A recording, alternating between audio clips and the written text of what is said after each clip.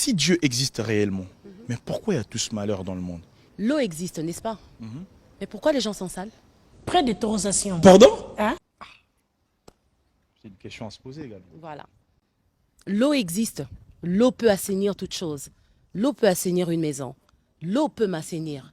L'eau peut assainir nos vêtements. Ouais. Parce qu'à l'époque, nos parents nettoyaient des vêtements sans savon. C'était propre. La question est de savoir pourquoi il y a des gens sales, pourquoi il y a la saleté. Pourtant, on a la chose qui assainit, qui rend tout propre. Pourquoi il y a la saleté? Bizarre. C'est nous-mêmes, les humains. Merci. Dieu existe, mais Dieu ne viendra pas faire ce que toi tu dois faire à ta place. Merci. Même moi, je sais plus quoi répondre là. C'est trop fort.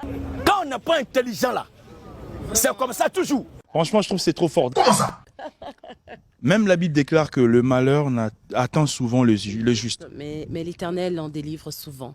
Non, pardon, l'Éternel en délivre toujours. Ok. Le malheur atteint souvent, mais dans le toujours, il y a la délivrance. Ah, ok.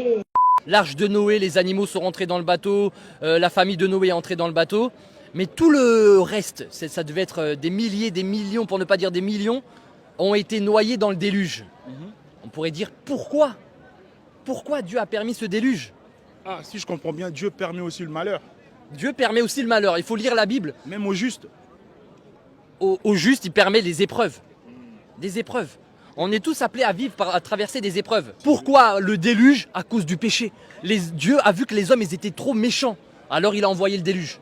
Avec Pharaon en Égypte, ils ont été noyés dans la mer Rouge. Pourquoi? La même raison, le péché, l'endurcissement des cœurs. À chaque fois que Dieu frappe, c'est à cause d'une seule chose, le péché. Dans Deutéronome chapitre 28, c'est le livre des Juifs et des chrétiens. C'est dans le livre de Moïse. Si tu obéis à la voix de Dieu, voici toutes les bénédictions qui vont te poursuivre.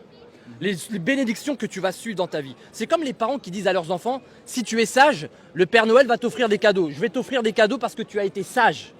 La pensée de l'homme est la même au niveau de Dieu. Si les hommes sont sages et font la volonté de Dieu, Dieu les bénit. Maintenant, dans Deutéronome 28, que tous les juifs et les chrétiens possèdent dans leur livre, il est écrit, mais si tu désobéis à la voix de l'Éternel, voici toutes les malédictions qui vont tomber. Dieu ne joue pas. Soit tu choisis la vie, soit tu choisis la mort. Moi, je t'invite à choisir la vie, c'est Jésus-Christ. Jésus, c'est Dieu qui donne la vie et c'est Dieu qui va reprendre ta vie. Choisis Jésus-Christ afin d'avoir la joie éternelle, la paix éternelle. Napesi nzela na motema eloba e oyo nyonso ebombeli yo ti lelo yo liboso ya kiti ya ngolu na yo e maloba ezanga te o. Que le Seigneur vous bénisse et maman Sandra Mbouyi, soyez bénis.